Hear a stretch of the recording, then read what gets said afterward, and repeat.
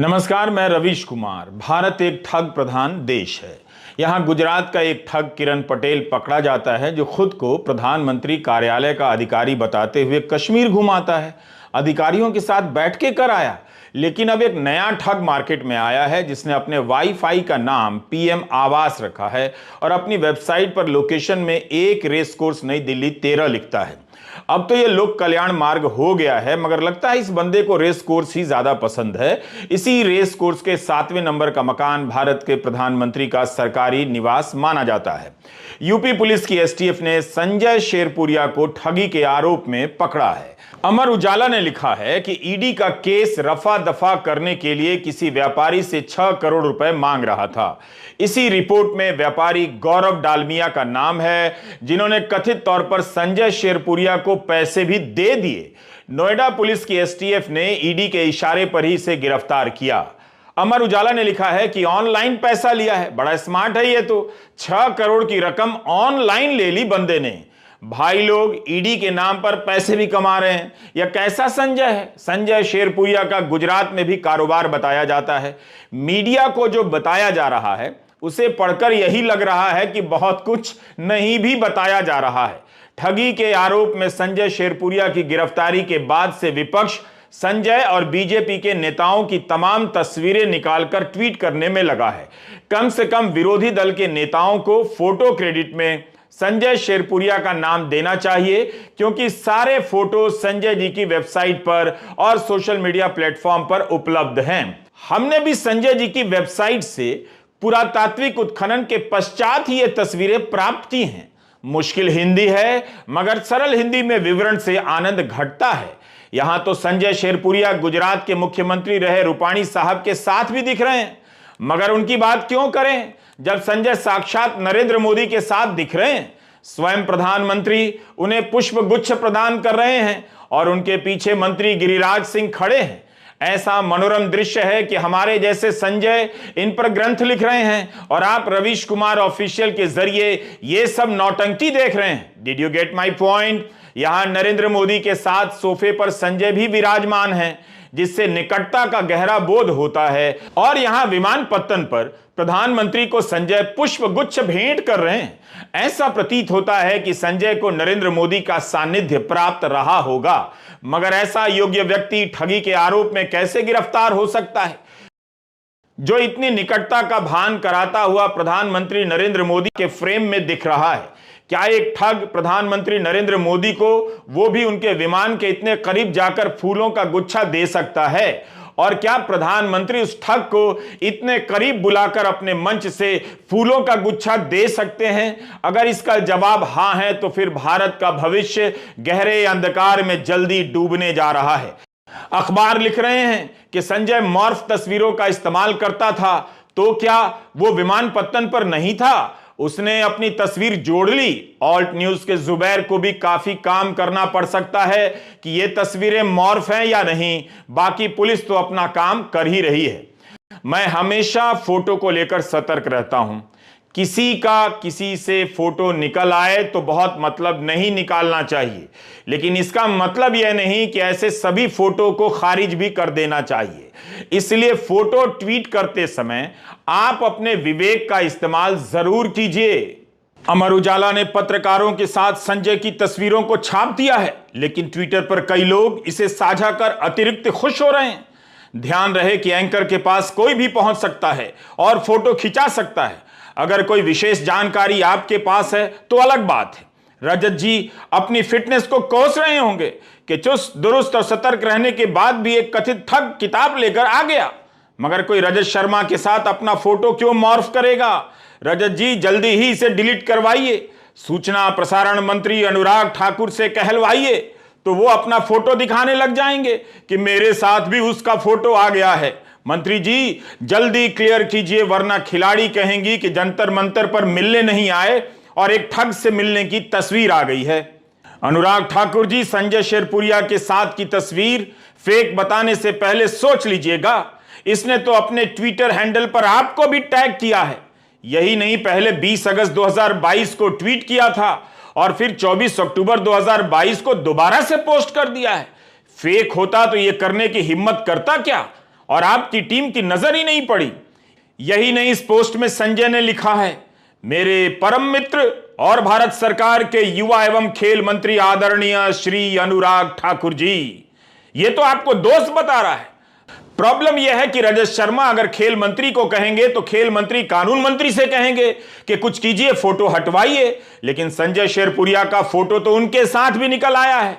खेल मंत्री से लेकर प्रधानमंत्री तक के साथ की इसकी तस्वीर है। अगर सारे मंत्री मिलकर प्रधानमंत्री से कह भी देंगे कि सर ये फोटो हटवाइए, तो वे बोलेंगे यार मेरा भी फोटो निकल आया है संजय शेरपुरिया के साथ। जाने दो, जब हम लोगों को ही कोई नहीं हटा सकता तो हम फोटो क्यों हटवाएं।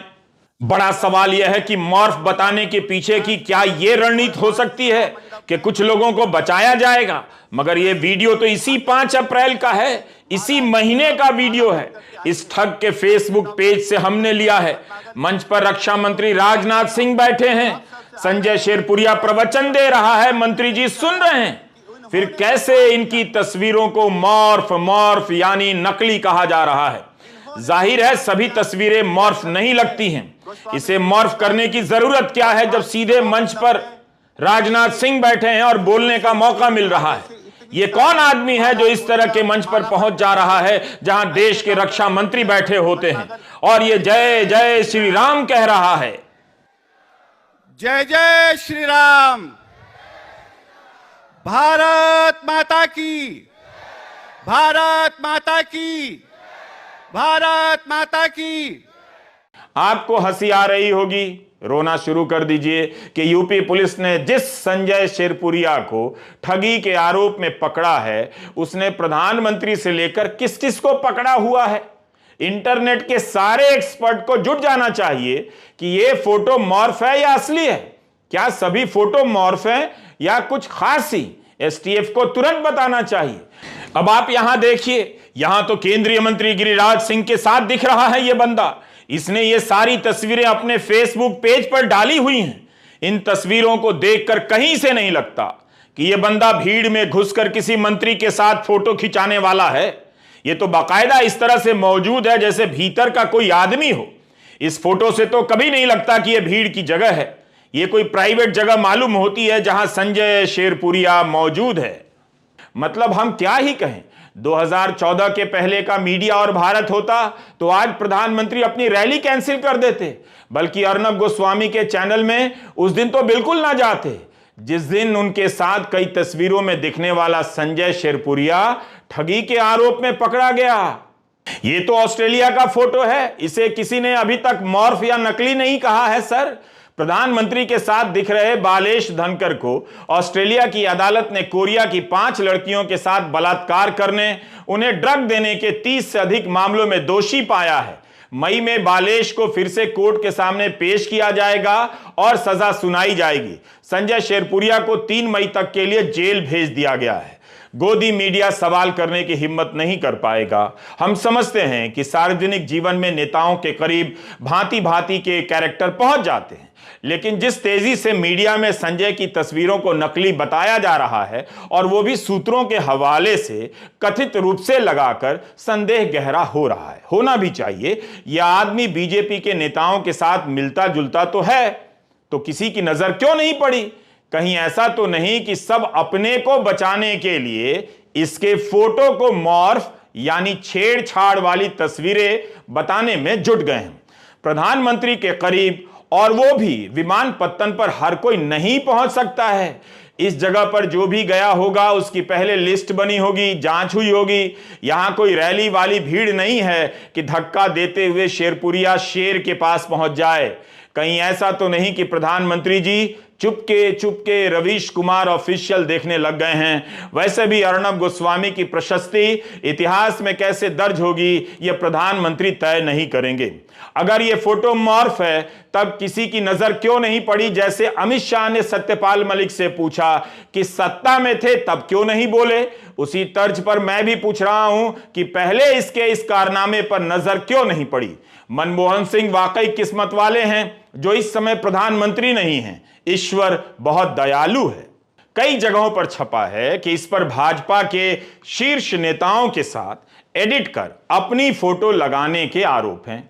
एसटीएफ को सारा काम छोड़कर सबसे पहले यह क्लियर करना होगा कौन फोटो एडिट किया हुआ है और कौन फोटो ओरिजिनल है। संजय शेरपुरिया के कई फोटो हैं, उन फोटो से कई अनोखे प्रसंग बन सकते हैं।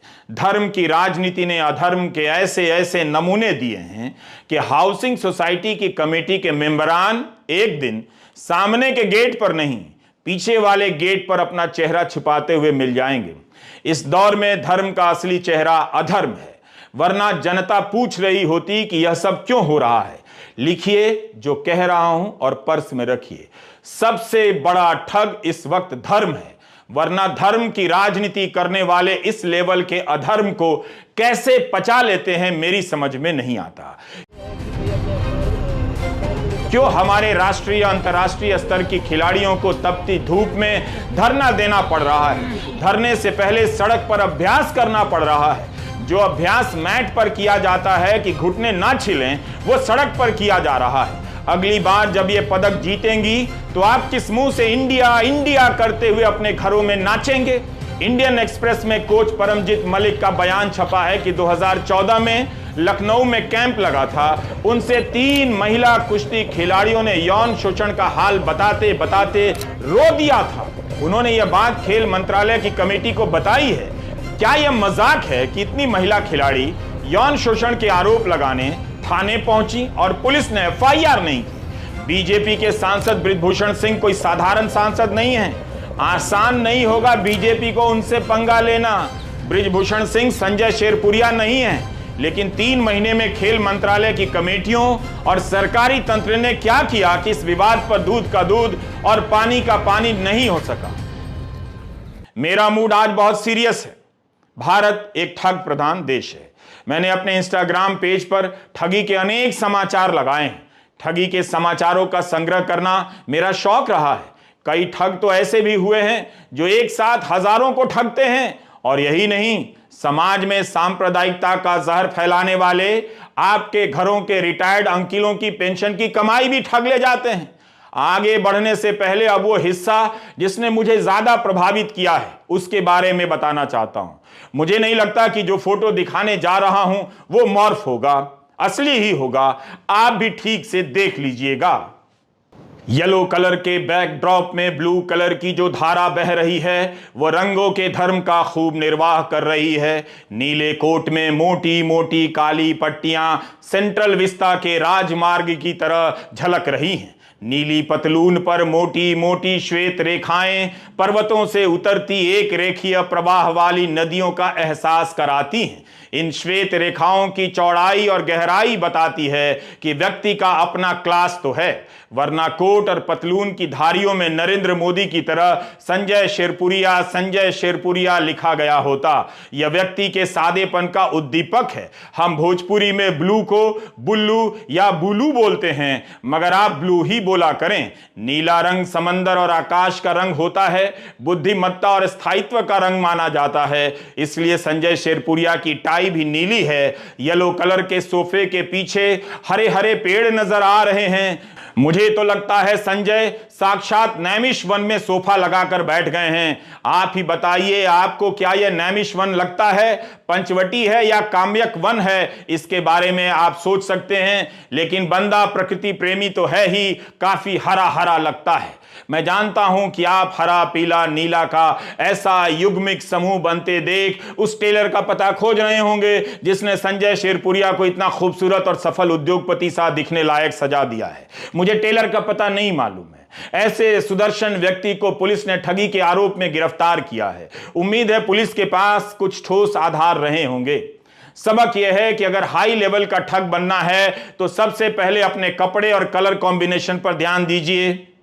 जैसे यहां देखिए कितनी अच्छी मैचिंग है। धारीदार ग्रे कोट है, ग्रे शर्ट है और ग्रे रंग की फूलदार टाई है।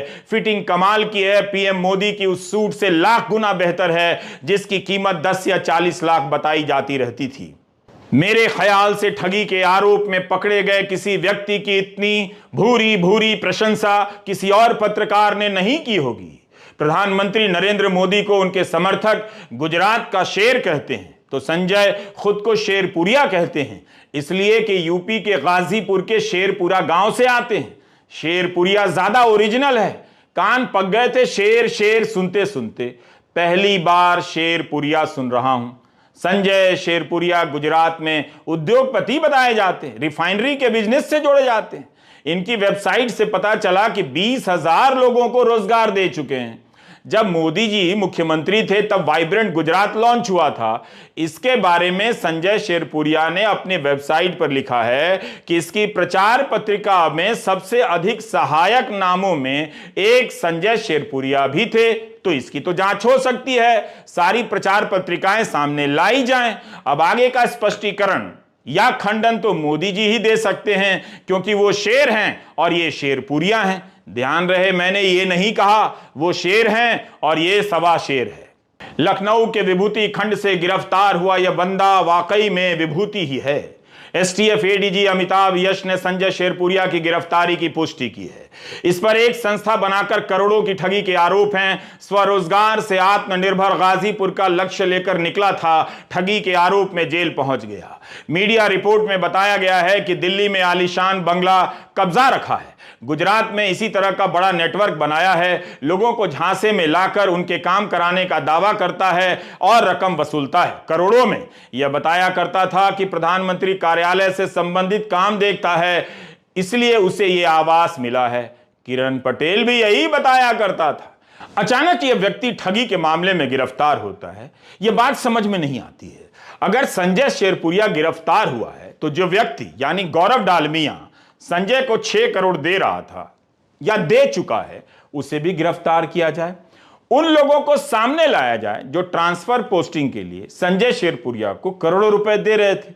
ये कौन लोग हैं, इनके नाम भी बताए जाएं। गौरव डालमिया के बारे में ज्यादा जानकारी नहीं छपी है कि वे जेल में हैं, ईडी के केस में या बाहर हैं। संजय शेरपुरिया का मीडिया से गहरा संबंध रहा है। जिस दैनिक भास्कर में इनकी ठगी के किस्से छपे हैं, बताते हुए कैसा लग रहा है बता नहीं पा रहा हूं। उसी भास्कर में संजय शेरपुरिया के विचार इतने बड़े बड़े छपे। कुछ समय पहले तक दैनिक भास्कर में इसका साप्ताहिक कॉलम छपता था। मोदी राज के दौर में अच्छे अच्छे पत्रकारों का लेख छपना बंद हो गया, लेकिन इस तरह के कथित ठग धर्म से लेकर मोदी पर लेख लिख रहे हैं। तब क्या अखबार को पता नहीं चला कि ये जो फोटो साझा करता है वो मॉर्फ है, नकली है? अभी बताया जा रहा है। गीता के प्रसंगों की तस्वीर लगाकर यह ठग ज्ञान दे रहा है अपने कॉलम में कि इच्छाओं को नियंत्रण में रखें और गुलाम ना बने, लेकिन खुद 6 करोड़ रिश्वत लेने की इच्छा पर नियंत्रण नहीं रख सका और अभी इस गर्मी में जेल चला गया। यह लेख भी देख लीजिए, इसमें ठग लिखता है कि निष्काम कर्म करो, परिस्थिति के गुलाम मत बनो। एक और लेख मिल गया, गीता आश्वासन हमारा जीवन संकल्प। अब क्या इससे गीता का अपमान नहीं हुआ होगा कि गीता का नाम लगाकर फोटो लगाकर अखबार में ज्ञान दे रहा है और पीठ पीछे ठगी को अंजाम दे रहा है। हमारे प्रधानमंत्री मोदी के भाषणों से इतना प्रभावित है ये बंदा कि उनका फोटो लगाकर कई लेख लिख चुका है। स्वतंत्रता अधिकार नहीं, फर्ज भी है। इसे देखिए, क्या आप सुपरमैन बनना चाहते हैं? इस पर भी इनके विचार हैं। इसके इतने लेख छपे हैं कि सबके बारे में बताना मुश्किल है। पता चला कि मन की बात के 100वें एपिसोड की तरह इसके लेखों की संख्या भी 100 ना हो गई हो। क्या ये लेख भी संजय राजपुरिया के फोटो की तरह मॉर्फ्ड हैं जो इनकी वेबसाइट से मिले हैं? अखबारों में लिखा है कि इसने ठगी कर कई 100 करोड़ कमाए हैं। मतलब ये केवल 100 के चक्कर में नहीं है, कई 100 से भी आगे निकल चुका है।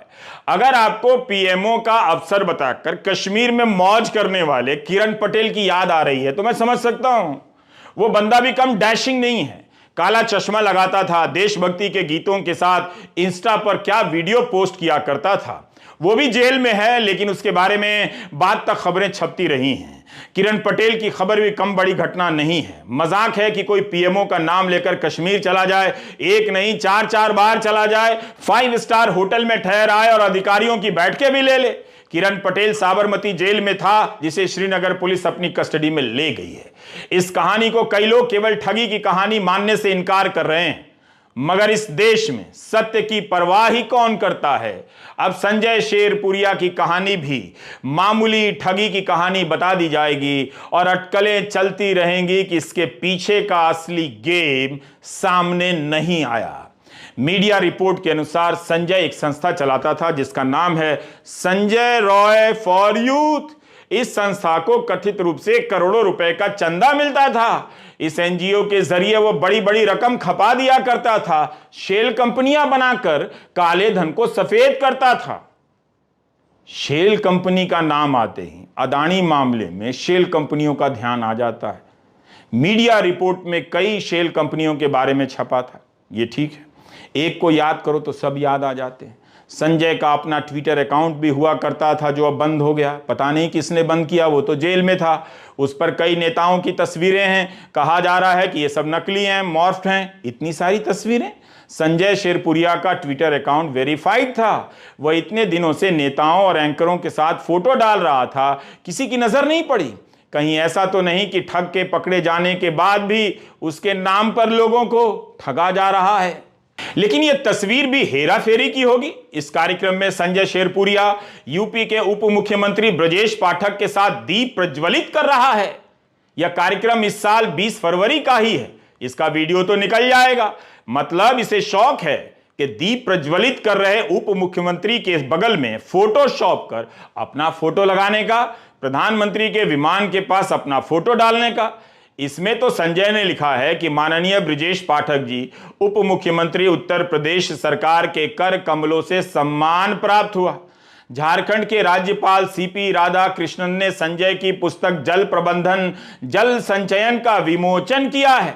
मंच पर संजय हैं और उसके इंस्टा से हमने ये तस्वीरें ली हैं। बैकग्राउंड में प्रधानमंत्री मोदी की अनेक तस्वीरें लगी हुई हैं। हम तो वही बता रहे हैं जो अखबारों में छपा है। ज्यादातर जानकारी सूत्रों के हवाले से छापी जा रही है। यह भी छपा है कि संजय ने दिल्ली राइडिंग क्लब में करोड़ों रुपए के आवास पर कब्जा कर लिया है। जमीन के दस्तावेज पर उसका नाम नहीं है, फिर भी उसने भव्य भवन बनवा लिया है। वहां से डीलिंग करता था, टिकट दिलाने से लेकर ट्रांसफर पोस्टिंग के नाम पर पैसे वसूलता था। और सूत्र बता रहे हैं कि संजय फोटो मॉर्फ करता था, यानी किसी के फोटो के साथ अपनी लगा लेता था और किसी को पता नहीं चला। होने दीजिए जांच, लेकिन जो सामने बताया जा रहा है वो जंच नहीं रहा है। अखबार इसे महाठग लिखने लगे हैं।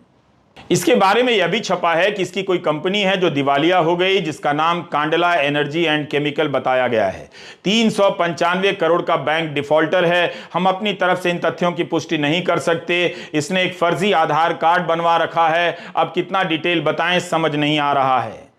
शेरपुरिया का सामने आना बता रहा है कि सत्ता सर्किल में कैसे कैसे आइटम घूम रहे हैं। प्रधानमंत्री मोदी पर दिव्यदर्शी मोदी नाम से किताब लिखने वाला संजय अचानक ठग बताया जाने लगा। बताइए, मन की बात के सर्वे में आता है कि सुनने वाले 60% लोगों में राष्ट्र निर्माण में दिलचस्पी पैदा हो गई है, और ये अकेला संजय है कि मोदी पर किताब लिखकर भी ठगी में दिलचस्पी पैदा हो गई उसकी। मतलब क्या ये सारे दिन मुझे ही को देखने थे? लेकिन यह कहना गलत होगा कि संजय को केवल नरेंद्र मोदी से प्रेरणा मिलती है, फिर भी वो ठग निकला।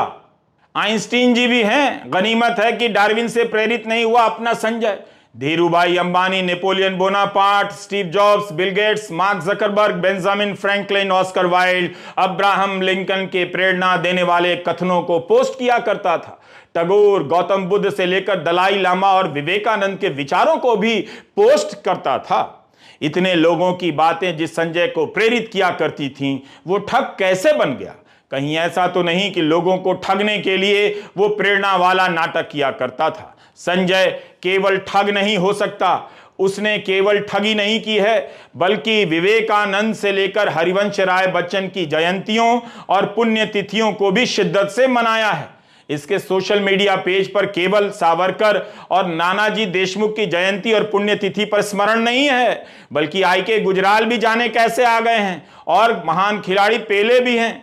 सुभद्रा कुमारी चौहान, सुमित्रा नंदन पंत, जयशंकर प्रसाद की जयंती और पुण्यतिथि मनाया करता था अपना संजय शेरपुरिया। यह सब पढ़कर लगा कि संजय को राष्ट्र पुरुष घोषित कर देना चाहिए। आप जरा महान लोगों की जयंती मनाने वालों से सावधान रहा कीजिए। भाई, किसी को इसने नहीं छोड़ा। यह कम प्रतिभाशाली नहीं है। संजय शेरपुरिया की बात कर रहा हूं। कहीं एसटीएफ ने किसी गलत आदमी को तो नहीं उठा लिया है? मैंने पूछ रहा हूं। संजय की वेबसाइट को एनसीईआरटी की कोर्स में डाल देना चाहिए। डार्विन को हटाकर ऐसे ही लोगों को लाना चाहिए ताकि भारत एक ठग प्रधान देश बन सके। संजय ने यह लिखा है। या उसकी टीम के लोगों ने लिखा है इसकी वेबसाइट पर, यह मैं नहीं बता सकता हूं, मगर जो उसने लिखा है कविता या छंद वो मैं पढ़कर सुनाना चाहता हूं। तो संजय लिखता है, इंसान कहता है कि पैसा आए तो मैं कुछ करके दिखाऊं, और पैसा कहता है कि कुछ करके दिखा तो मैं आऊं। क्या बात है पैसा, तुम केवल संजय से ही बात करते हो, हम लोगों से भी बातें कर लिया करो भाई। कविता नंबर 2, असफलता एक चुनौती है, इसे स्वीकार करो, क्या कमी रह गई देखो और सुधार करो। कविता नंबर 3, जिंदगी में रिस्क लेने से कभी मत डरो, जीत मिली तो ठीक और हार गए तो सीख। क्यों पूछ रहे कब तक चलना, क्यों पूछ रहे कब तक चलना, श्वासों में गति तब तक चलना, ठहराव नहीं तब तक चलना, चलते रहना चलते रहना। मुझे हैरानी हो रही है कि यह आदमी प्रधानमंत्री मोदी का भाषण क्यों नहीं लिख रहा था। किरण पटेल की कहानी अब फीकी लगने लगी है। संजय शेरपुरिया का भारत ही असली भारत है। अगर आप सत्ता सर्किल से वाकिफ हैं तो ऐसे ही लोगों का आना जाना वहां होता रहता है। कोरोना के समय इसने कोई लकड़ी का बैंक बनाया था और उसकी रिपोर्टिंग टाइम्स ऑफ इंडिया से लेकर फोर्ब्स तक में छपी थी। तब भी किसी ने नहीं ध्यान दिया कि यह मॉर्फ फोटो लगा रहा है। क्या अब मॉर्फ बताया जा रहा है? अधर्म की धर्म पर विजय हो रही है। संजय शेरपुरिया की गिरफ्तारी को लेकर अटकलें भी गजब की चल रही हैं। यही कि जिसके पास फाइल बहुत मोटी और पुरानी हो जाती है, इस निजाम में उसे ऐसे ही निपटा दिया जाता है। राष्ट्र निर्माण के इस यज्ञ में जाने क्या क्या हो रहा है। अच्छा है आप सो रहे हैं। नमस्कार, मैं रवीश कुमार।